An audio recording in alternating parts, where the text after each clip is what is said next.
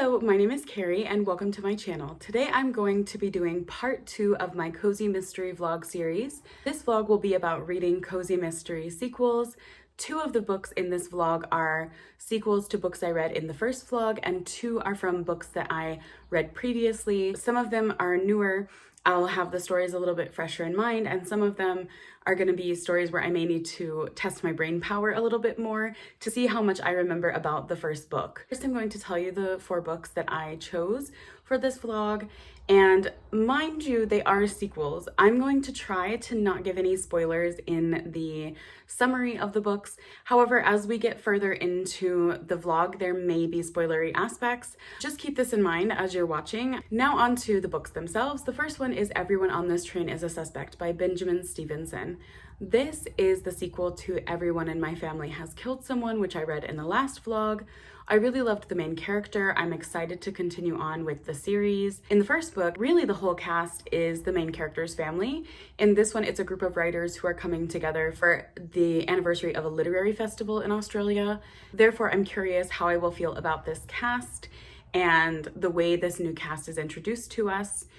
Yet I am really excited to be back in this main character's head because I really love the narrative voice in this series. Then I chose Calypso's Corpses and Cooking by Raquel v. Reyes. The first book is, I believe, Mango Mamba Murder, which I read maybe almost 2 years ago. It's the story of this woman and her husband who are moving into this kind of cookie cutter community where her husband's family is from, and she feels very isolated because she's away from the Latin American community that she grew up with. She is worried that her son is not going to feel like he can really take pride in his Latin American identity. I had mixed feelings about the first book. It was about a 3-star read for me. I thought there were aspects of the mystery and investigation that were well done. I really didn't like a lot of the characters though in the first book. My concerns about this book are I'm not sure if it's going to reinforce my beliefs about those characters or possibly change my perspective of them. The third book is Deserts, Driving, and Derelicts by Tonya Kappes. This was the sequel to Beaches, Bungalows, and Burglaries in the first vlog I did.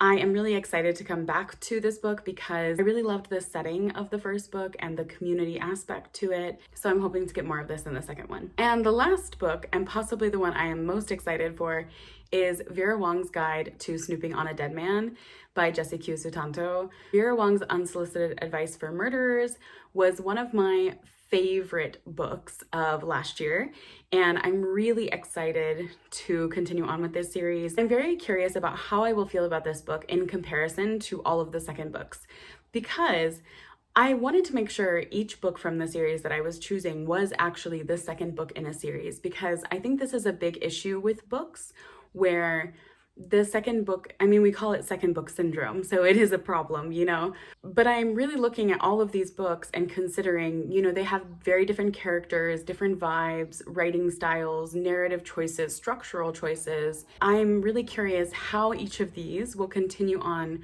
with things that I maybe liked or disliked in the first book to segue us into a longer series. That concludes all of the books that I'm going to be vlogging about and my intentions for this vlog. So the next check-in will be my first reading update. Hello! While at work this morning, I listened to about the first 30% of Everyone on This Train is a Suspect.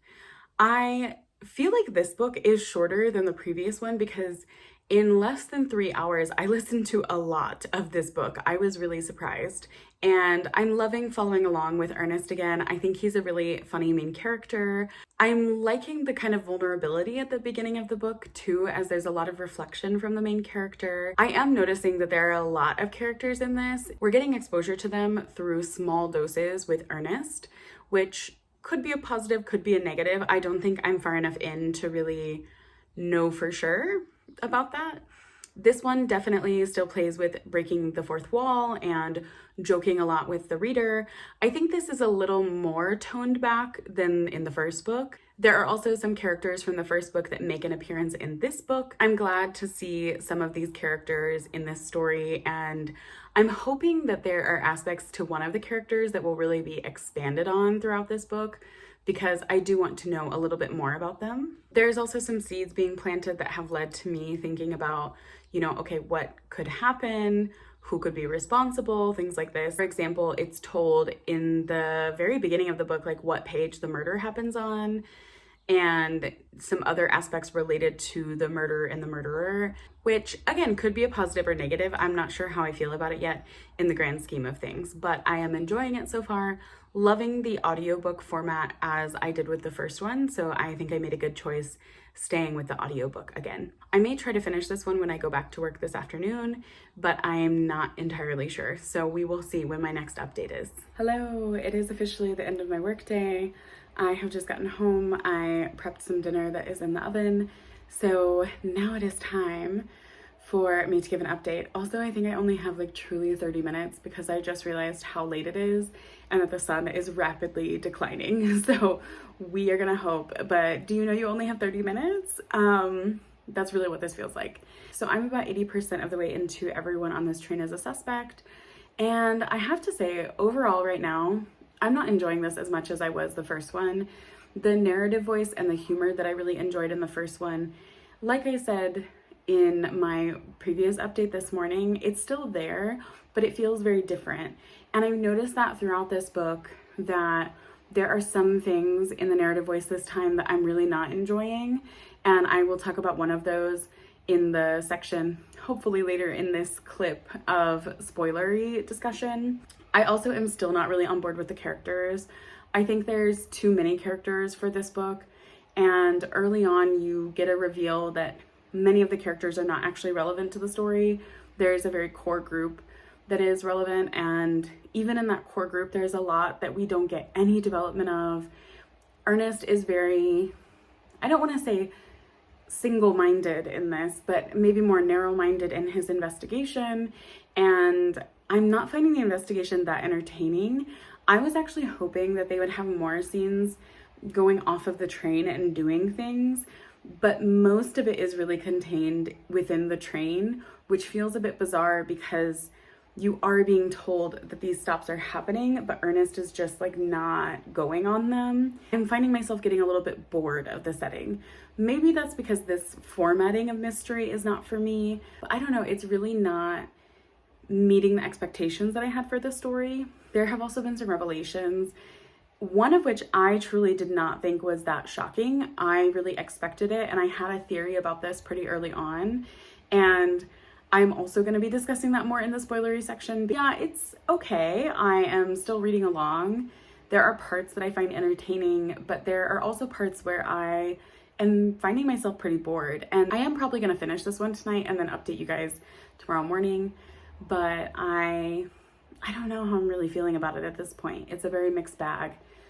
So that's my non-spoilery discussion. And before I start spoilers, I actually came home to a package. I had ordered a book because there is a series that I have just read the first one of, and I loved so much I immediately bought the second. And it is A Closed and Common Orbit by Becky Chambers, the second book in the Wayfarers series. I think by the time that you see this vlog, you will know that I've already read the first one, but I'm really excited for this one.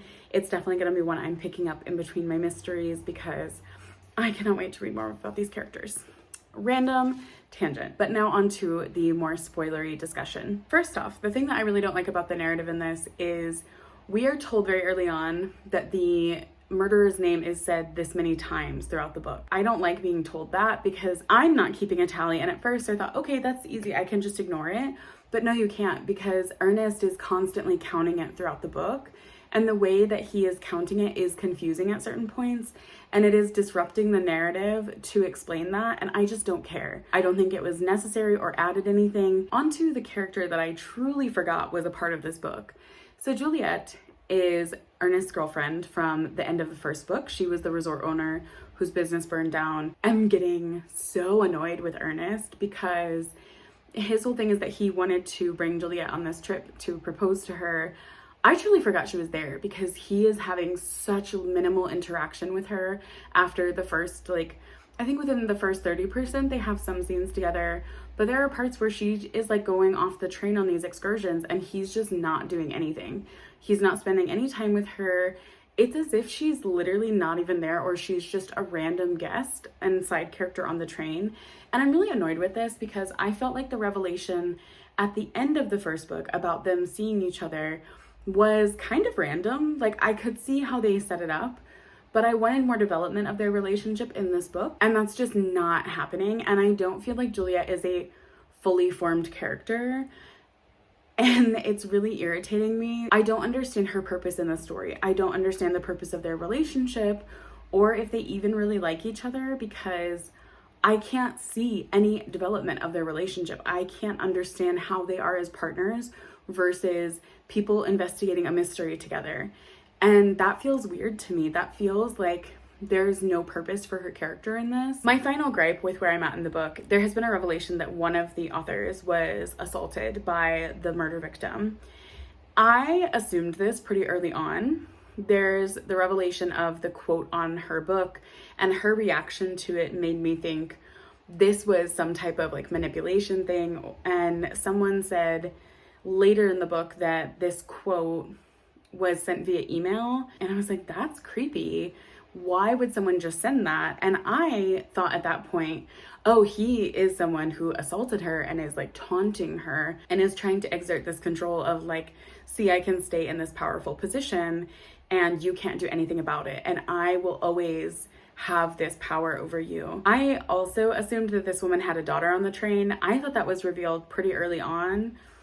Apparently that was supposed to be a major plot point. I did not realize that because I thought this had been pretty explicit in the interactions they had early on.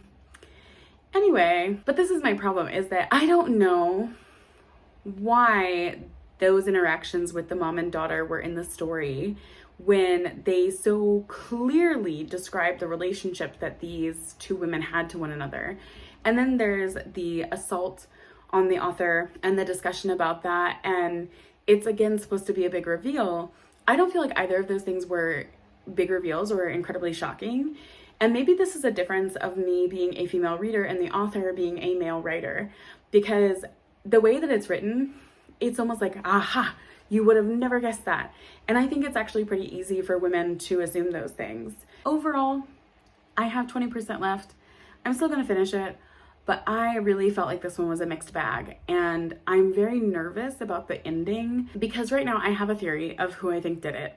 I don't think that's accurate because I think that would be incredibly obvious, and I'm really hoping that it's not that, because if it is that, I'm gonna be actually annoyed. We will see. Okay, I have officially finished Everyone on This Train is a Suspect. I finished it last night, and to be honest, I thought it was very mid. I think the big reveal was interesting and unexpected. However, the ending of the book and the direction that it took really irritated me, because many of my issues with the book earlier on were issues that I feel like were almost perpetuated in this ending. There was not enough work on characters in this sequel, and I found myself really questioning, am I even that engaged in the mystery aspect of this? Do I really care that much? And some aspects of the final big reveal I did care about. I did think they were interesting and well thought out, and I could see the threads of this story and how they wove together in a very interesting way. Yet it just seems like this author is committed to trying to do one more big thing, trying to create something more to shock readers or to go the extra mile. And in doing that, that actually more negatively impacted my perception of the end of the book than I think I was even expecting. Like, it was really something so frustrating when I finished it. Overall, I think I'm gonna rate it a 3 stars, and the way that this one ended really left me wondering, should I pick up the next book in this series? Because I enjoyed certain aspects of it, but I'm getting really worried that this author is trying a little too hard to do something for shock and awe with the readers, and I don't know. Difficult times indeed for this series. The future of me finishing it is unpredictable right now. I'm not sure which book I will pick up next, but there will be a check-in when I start the next book. Hello, I am back. It has been about a month since I finished the first book for this vlog. I know, not great. However, I am determined to finish this vlog in the month of July. So I am officially starting the next book. and that is going to be the second book in the Camper and Criminals series by Tonya Kappes. This will be Deserts, Driving, and Derelicts. This is the sequel to Beaches, Bungalows, and Burglaries. I was reading through this series, like the names of the books, and I find it hilarious that all of the books have 3 words that are all starting with the same letter, but it's not like the first book are A's, the second book are B's. They're just random letters everywhere. I thought that was really funny. But I am really looking forward to this one because I've heard that as the series progresses, the books get more and more campy. No pun intended. Like, they just get wildly funny. And this one is following our main character, May, from the first book. She is still in Normal, Kentucky, but there is a new murder that happens. And this is, I think it's like a show dog owner who gets murdered and the dog is kidnapped or something like that. It is pretty short. It's less than 200 pages, and I'm really lucky. I have today and tomorrow off of work, so I think I'm definitely going to finish this one today because the audiobook is less than 4 hours, but we will see how or if I get to the other books in this vlog in that time span. I may still break it up a little bit so that I'm not reading mystery after mystery, but we will see. I can't lie, I'm a little concerned with this one being short, that the mystery is probably not going to be pretty thorough. So yeah, I'm gonna start it and I will check back in with you once I'm a little farther in. Good morning. I am about 50% of the way into Deserts, Derelicts, and Driving, or Deserts, Driving, Derelicts. And I thought it was time to give an update. Forgive my current appearance. I had a Pilates class this morning and then did some baking, which I will insert a video of here. And so it has been a very busy morning, very hot morning as well. We're in the middle of a heat wave here, so bear with me. Now let's talk about the book so far. There's a lot going on in this book. There is our main character, May, from the first book, and the community that she has surrounded herself with. And a lot of those community members are showing up in this book as well, which I do appreciate because something I really love about this book is the community atmosphere around our main character, and this book has been emphasizing that even more. So there's a couple community members that are going through a very difficult time in their lives, and May and the other community members really step up to the plate and offer endless support and help in any way that they can. Even if finances are limited, they are still willing to help in other ways, and I really love that messaging in this book. There are also some characters who are from the first book that have left and are returning to the story, and there are some people from May's past who are coming up in this book as well. And I really like these different threads of the story that we're getting because I feel like in this book they're trying to give May a little bit more development by introducing those people from her past, but also some of the townspeople that we met in the first book are getting much more development with the reoccurrences of characters and also deeper discussions about the history of some of the characters and their connections to each other. So I'm really enjoying this exploration in here, but I have to say that I think May's development is more limited. We're getting little doses of this, and I'm questioning if this is a setup for something maybe in the third book, or if this is something that will get more development in the second half of this book. I find May very interesting, but she's not becoming a more dynamic character for me, so I think I need a little bit more of her backstory to understand more about why she is the way that she is, because by the end of the first book, I did feel like I understood the evolution of her from this very wealthy woman into this woman in impoverished circumstances who really was very naive and had to learn and fend for herself. In this book, she is a lot stronger, and you can see the resiliency that has shaped her a little bit more. But there's all these allusions to her childhood and the circumstances that she grew up in, and the hints that we're getting at those would make me question that surely she should have been resilient before now. It's an odd thread to the story that I can't figure out how it's going to be interwoven, and I'm worried that the longer it takes to interweave this thread of May's past, the less interested I'm going to be in her as a character, and she is still definitely the guiding force of this book. So far where I'm at, it doesn't seem like the police are investigating at all. I will say it took about 30% of the way into the book for the murder to happen, so there's been like a short period of time from when that happened to where I currently am, but there's not a heavy emphasis on the police investigation in this, and where May is at right now, her investigation is even pretty limited because there are some definite red herrings that I think have been placed in the beginning of the story to allude to who possibly killed this woman.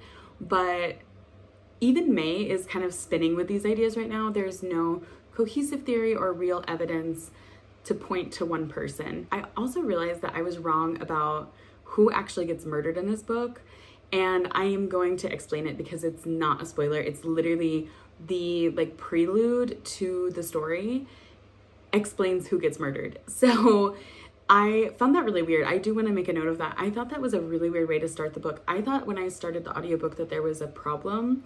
And so I was like, wait, is this in the middle of a chapter? No, it is the exact scene where the person gets murdered and you find out who it is. Like, there's no mystery to that. So the person that gets murdered is the dog show woman's nanny who takes care of the dog. So it's a little bit different than I expected because we don't get really any development of the murder victim in this. The investigation needs to be something that really brings this story to another level, because right now the impact of the murder is already less than the first book. I want to go back though for a moment to the ideas about community that are pretty clear in this book. I love this aspect of the story, and it's something that I can see myself sticking with this series for a while to explore more. In this one, I think it's interesting though because it's kind of shifted how it presents community, because now there is this campground space, and I find that May especially realizes the importance of this as a third space in their town, because the campground space is both for people that are there seasonally and people that have campers year round. It is a community event space that allows people to come together and participate in different activities, both for kids and adults. And I really love that aspect of this story. There's a little monologue that May's character has in this, and it's about bridging these gaps of communication and connection with people, and how she wants the campground to continue to be this space. And I really love that because in rural communities, this is becoming a really big problem. There's not enough third spaces for people to go out and enjoy areas of the community, find community connections with others without paying money to do those things. And I love the aspect of this being explored through the campground, where some of the people come from lower income backgrounds, but May doesn't care about that. She cares about providing a space where people feel happy and relaxed and connected to each other, and there's no financial obligation to that. I like that it has shifted with the shift of the campground in this. I am enjoying it so far. I think I have like an hour and a half left of the audiobook. I don't know that I will finish it until this evening because I have plans for lunch with a friend, but I am hoping to finish it today because I'm really enjoying it so far. Apologies. This part of the video is probably going to be pretty shaky because I do not have a tripod in here with me. I just wanted to give a quick update. I went for lunch with my friend and that was really lovely. And after I got back, there was a thunderstorm that started, so I spent the rest of my afternoon video editing, and I was doing some research for a professional development project that I'm working on. So yeah, it was a pretty productive afternoon. I have about an hour left of the audiobook, so I only listened to like another 30 minutes since my last update, but I can say that the pace of things is starting to pick up a bit, and I am really intrigued because things are starting to hit momentum, but there's not been a lot of new evidence that we have during this section. So there's only an hour left. I'm a little concerned about what this last hour is going to have in terms of developing the story and the plot, because right now it feels like there's not a lot in terms of the mystery. I think I'm gonna listen to it while I make my dinner. I'm gonna make a samosa bowl, a veggie one. I love cooking, so listening to an audiobook during cooking is one of my favorite ways to read and also relax. And I haven't tried this recipe before, so we're gonna hope that this turns out well. If not, this footage will just never be shown. So, okay, so I have finished both dinner and the audiobook. I wanted to take you guys along with me while I was cooking. However, about halfway through that footage, my storage space ran out on my device. So I ended up having to stop, and I had dinner, went through, cleared up some storage, and now we are here. So I will insert a picture of the samosa bowl that I made. It was absolutely amazing. It was really nice to cook because this is the first time I've done an extensive meal in a while because it has been really hot here, and we are having a brief cool down from the storms that we had earlier today. Therefore, I'm so happy to be able to finally use my kitchen to its fullest extent. Enough about cooking though, let's talk about this book. Many of my issues with this book were not improved by the end. One of my biggest issues from the beginning of the book was that the murder is very tangentially connected to our main character. And this continued to be a problem in the end of the book. There is no investigation that's really done in this book until the last hour. And even that, it's like the briefest of investigations. We don't follow the police investigation at all, except for one incident that occurs. And our main character is not actually investigating things. She's kind of given a task during this time. As things start coming together, it's very convenient. Things are almost falling into our main character's lap, or I guess we could say her toilet. I feel like there is a problem in this book because of that. Like, I wasn't fully investigated in the mystery. I enjoyed learning more about the town and some of the characters that we get a little bit more backstory on. But something I found really ironic in this book is that our main character eventually criticizes one of her close friends in this book for not ever talking about herself and explaining her backstory. But this is something the main character has also not done. And in this book, it was really frustrating me because there are hints at her backstory and where she comes from, and it's never explored more. I felt like May's journey in this was very static, and it's left me wondering, what was really the point of this book? I think it is a filler book. There are certain aspects of storylines in this book that I think are being set up for future books. So there are problems. I'm not denying that. I gave this one 3 stars. So the same that I gave the first book. I will say that I think I had a better time in this book because I already knew the characters. I found some of the banter to be endearing, and there were just certain things that I thought were a little bit better done in this one. However, I'm questioning how long will I really continue with this series, because I don't know that it has enough intrigue there to keep me going. That really concludes all my thoughts on Deserts Driving Derelicts. Now, because there's been quite a time delay in me filming this update, I have started the 3rd book for this vlog. The 3rd book is Calypso, Corpses, and Cooking by Raquel v. Reyes. I remember enjoying the 1st book. I gave it a 4 out of 5 stars, I think. And the reason I really enjoyed that one is because that is one of the few cozy mysteries revolving around food where I thought it was integrated in a very unique way that didn't overtake or feel forced into the narrative of the murder aspect of the story. It wasn't very cheesy. However, there is something I very strongly remember from the 1st book, and that is it gave very pro-police energy, and I don't know how to fully describe this. There is a cousin or brother of her husband. I really could not understand how this guy was related. He is a police officer, and very early on in the 1st book, her son becomes obsessed with this police officer. There are these really weird dialogues that I remember from the 1st book where anytime this brother/cousin is mentioned, it turns into this whole thing about not all police officers are bad, and it felt so forced into the story. And I'm bringing this up because in the very 1st chapter of this book, it happens again, and it's so annoying to me because I would honestly prefer for the author to just not say anything and just not make a commentary on this, because I don't understand why it feels necessary to bring this up repeatedly. This was compounded for me by something else that happens in the first couple chapters where there's a Halloween party at their child's school, and how the ideas of the school are sometimes hard for her as a conservative Catholic mom who is unfamiliar with this type of openness. But then there's this conversation that she's having with her husband about how one of the school officials dressed up in women's clothing for their Halloween costume. And she makes a joke of it being in drag, and her husband is like, what are you talking about? What are you talking about? And she's like, oh, I guess he's more conservative than me sometimes. And then that's what starts the whole monologue about the school and their values. And it feels so forced into the narrative. So I guess we're gonna see where this goes, but this may be a book that I end up DNFing because something about these first couple chapters has left me really wondering, is this a book that I actually want to read? and talk about, or is this a book that's going to make me very angry and I'm just going to be ranting about it? I guess we will see. Okay, so I ended up finishing Calypso's Corpses and Cooking, and I have many thoughts. I didn't do an update for this one because I read through the first like 70% in one evening, and then the next morning I just powered through the rest of the book.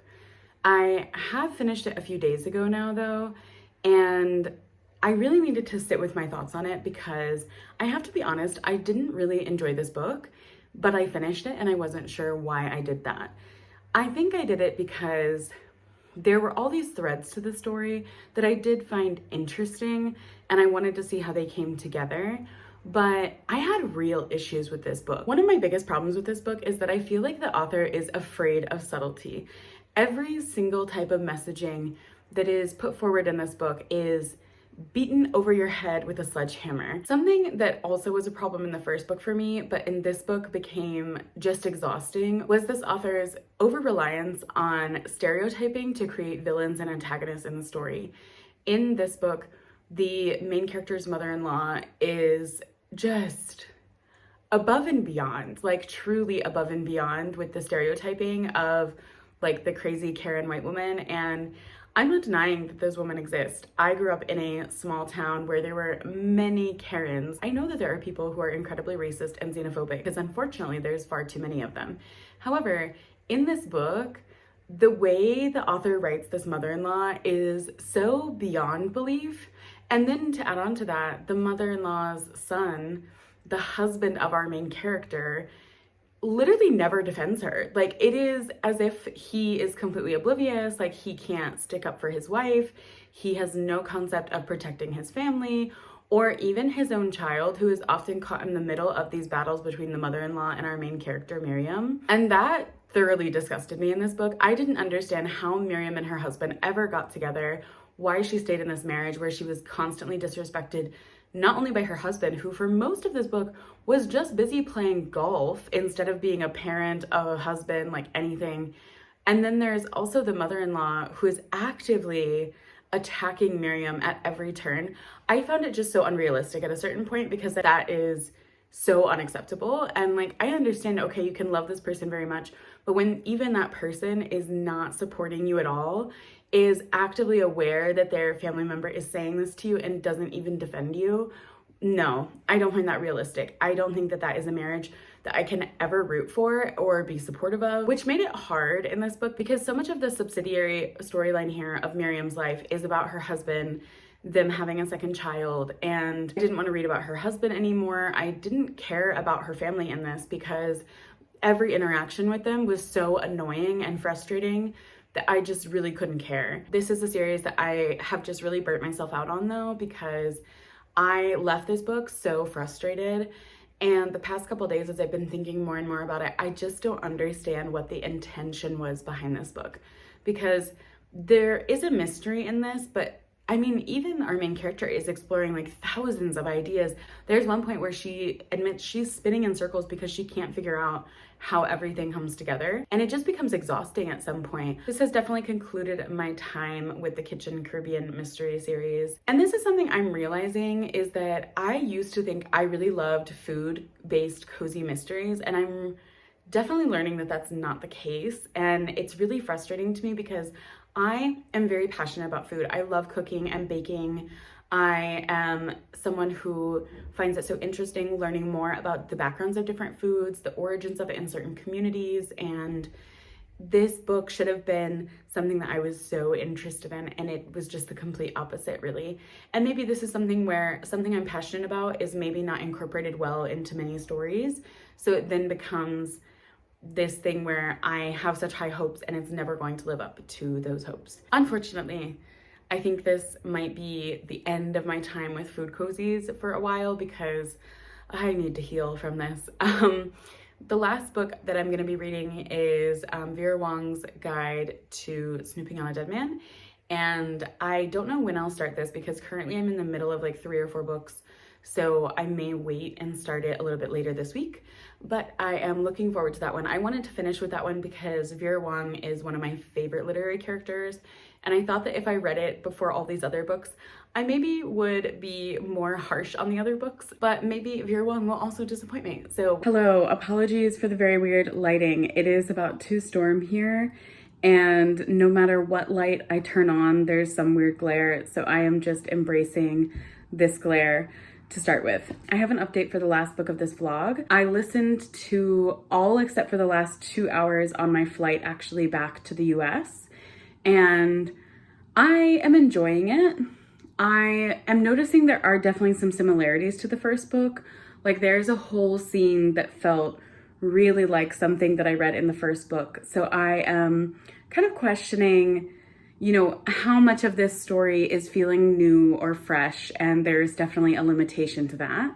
I am loving Vera though as the main character. She still remains a favorite, and I'm liking the fact that we see these characters from the first book reappear in her life, and that the first book didn't just end and those people disappeared, because I think that can be a big problem sometimes in mystery series where someone just randomly disappears and they seemed so integral in the earlier books. So I'm liking that aspect. I will say that I'm not loving it as much as the first one right now though. I'm at the point where some things are starting to come together, but I don't know entirely if I understand how they're coming together, because this one, it doesn't feel like a murder. It feels like instead that there's just a lot of people that failed this man and didn't provide support to him. So I'm curious how this will really come together, or if it's really supposed to be about this supposed murder. I don't know. I have conflicting thoughts right now. I have the last 2 hours of the audiobook left, and in that time I'm going to be doing some cross stitching. I have this, it's going to be a cardinal. I am making this for my grandmother. I'm gonna put it in a hook. I have this one here, and I did measure it out before, so I know that it will fit pretty well. And yeah, I'm not good with cross stitching with the hoop or the fabric in the hoop, but I am excited to see this finished. I'm wondering if I'll have enough room.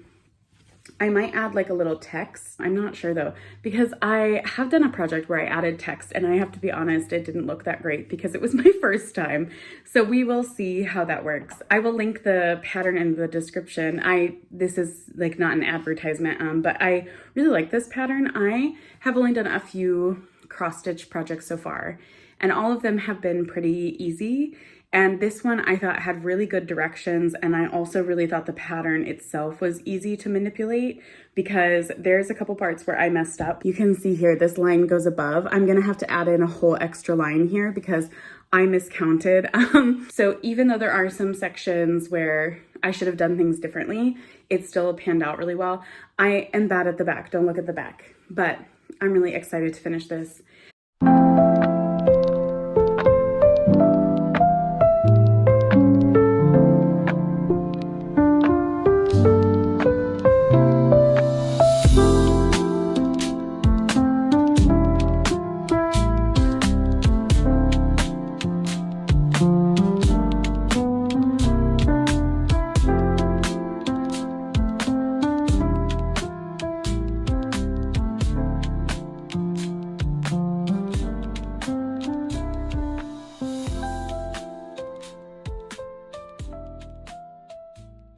So my camera died yesterday while I was finishing both my cross stitch and the second Vera Wong book.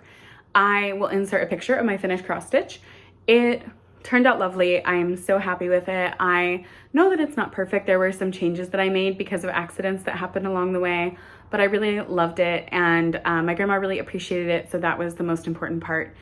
I didn't realize though that my camera had died while I was filming my cross stitching, and by the time that I realized, I was done with both things and it was much later in the day, so I ended up just going on to other things that I had scheduled. My thoughts on the second book were that I didn't love it as much as I loved the first book.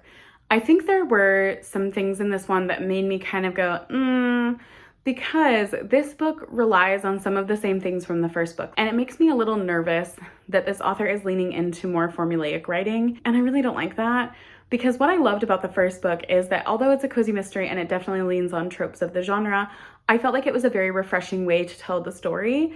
And this book used some of those same things in ways that didn't feel original anymore because I had already read them in the first book. For some people, that may not necessarily be a bad thing, and I don't expect that this author reinvents the wheel in every book that she writes.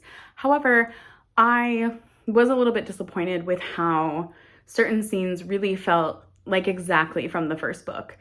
I did like that they used the same structure from the first book of the different points of view of the different characters that we meet and that Vera is investigating, but some of them didn't feel that essential to the story or that engaging with the story. And there was one character in particular that I was just kind of like, this feels like such a tenuous connection. I really wish that we would just kind of move on.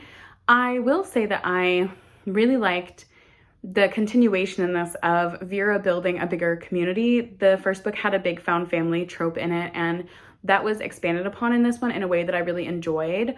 I loved seeing Vera step into the role for some people of grandmother, of mother, support system, friend, and Vera being more willing to open up to people in this book was really great. I loved that aspect of her because we're starting to see that character growth from her that I really wanted in this book. Because although Vera is very entertaining, very sharp-tongued, and often jokes about being ancient, she is still relatively young in these books. Like, she's only 60 years old. That doesn't feel old to me.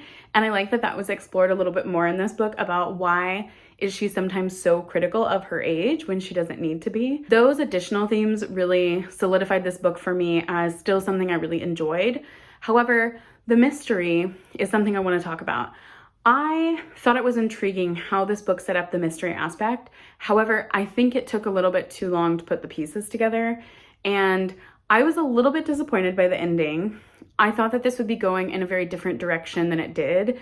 I can understand why the author chose this different direction because it was something that was unexpected for me as a reader. However, the plot points for this were laid up pretty early for me. I thought that because it was laid so early that that was not the direction that this was going to go in. And I just felt conflicted about, is this really the type of book that I thought it would be? And okay, it's not, but is that a good thing or a bad thing? And for me, I land somewhere in the middle because I just wanted a little bit more from the book. And the ending, not only was it an odd ending in my opinion, but on top of that, there's like an extra additional couple chapters with information that just felt so unbelievable in the situation. I am definitely willing to continue on with the series if we get a third book. I think I'm gonna be a little bit hypercritical of it in certain aspects, but overall, I think this is still my favorite of the books that I've read for this vlog. I would definitely give this one 4 stars. I am noticing though with these books, the second in the series are not seeming to live up to the hype of the first book in the series for me. And I know this is a thing. Second book syndrome is real, but I'm also becoming a little bit more critical, I think, of certain things within the cozy mystery genre of what specific problems I have with these second books. So for example, in Vera Wong, it was that some scenes felt identical to scenes in the first book. And so then I start to question, how original is this story? Whereas for Everyone on This Train Has Killed Someone, there were issues where there wasn't enough development from the first book. Some of the things in that book also felt similar to the first book, but there was just nothing really propelling the story forward for me. There wasn't an advanced development of certain things that I wanted more from. In Calypso's Corpses and Cooking, that one had similar themes from the first book, but the second book leaned heavily into stereotyping and these very dramatic moments that really ruined the book for me. Deserts, Derelicts, and Driving had expanded really well on certain things from the first book, mainly this community-minded atmosphere. I'm also realizing that in cozy mysteries, I am liking the ones that have that community-minded aspect more than the ones that don't. And maybe this was also my problem with Everyone in My Family Has Killed Someone going into Everyone on This Train is a Suspect, because in the second book, we no longer have the characters from the first book who created this family community-minded aspect. And the characters in the second book felt so disconnected from one another that I didn't really enjoy the supporting characters in that one. I would argue that this could also be a problem with Calypso's Corpses and Cooking, because in that one, again, there is a family community aspect there, but it was very disjointed. And the family aspect was really lacking in that one. I remember from the first book in that there was much more focus on the main character's family, and in the second book it was much more on her husband's family, and her husband and his family were not great characters that I could really root for in that book. Whereas in Vera Wong's books, the characters from the first book that she has built this connection and family with, they show up again in this book, and they are such an integral part of the story in a very natural way that I really enjoyed, because I think similar to Derelicts, and Driving, that one, the community was such an integral part of the story that in both cases, it added something that I think without that, I would have really not enjoyed either book as much. And part of that might be because in both books, the mysteries were not very compelling, but there are really big reveals at the end that in Deserts, Driving, and Derelicts felt worth it. In Vera Wong book 2, it didn't feel as worth it there. I'm also glad that Vera Wong, although it didn't live up to the hype of the first book, it was the last book that I read in this challenge because I needed that little bit of an increase from the other books. I was really worried that Vera Wong's book was going to be such a big disappointment, and then I would not have a single book in this whole vlog that I was like, yay, amazing, glad I read it. This has definitely helped me realize which series I want to continue reading, which series I definitely am not interested in or don't have a need to continue on with. So that is definitely a bonus from this. Overall, I'm still glad that I read these books. I think this has given me a better idea of what series I think are worth continuing, what series are worth waiting to continue, and also what type of books I'm realizing are just really not for me. And the biggest takeaway that I had, especially from Calypso's Corpses and Cooking, is that I think I need to move away from the food-centered cozy mysteries, because oftentimes I feel like authors are leaning more into the mystery or more into incorporating the food, and there's something that is suffering based on whatever they are leaning into. And oftentimes I feel that the mysteries and the investigations in those are not as thorough, and they're very poorly constructed. This was the same issue that I kind of had with Arsenic and Adobo in the first vlog. So it's something that has really solidified in this and is definitely going to change the types of cozy mysteries I reach for in the future. I think that those are all of my thoughts and reflections on these books for now. I'm sure this is going to be a very long vlog by this point anyway, so I will wrap it up here. But I just want to say thank you for watching. I hope you enjoyed this video, and if you have read these series or if you're a big cozy mystery lover, I would love to hear your thoughts down below in the comments. And until next time, happy reading. Bye!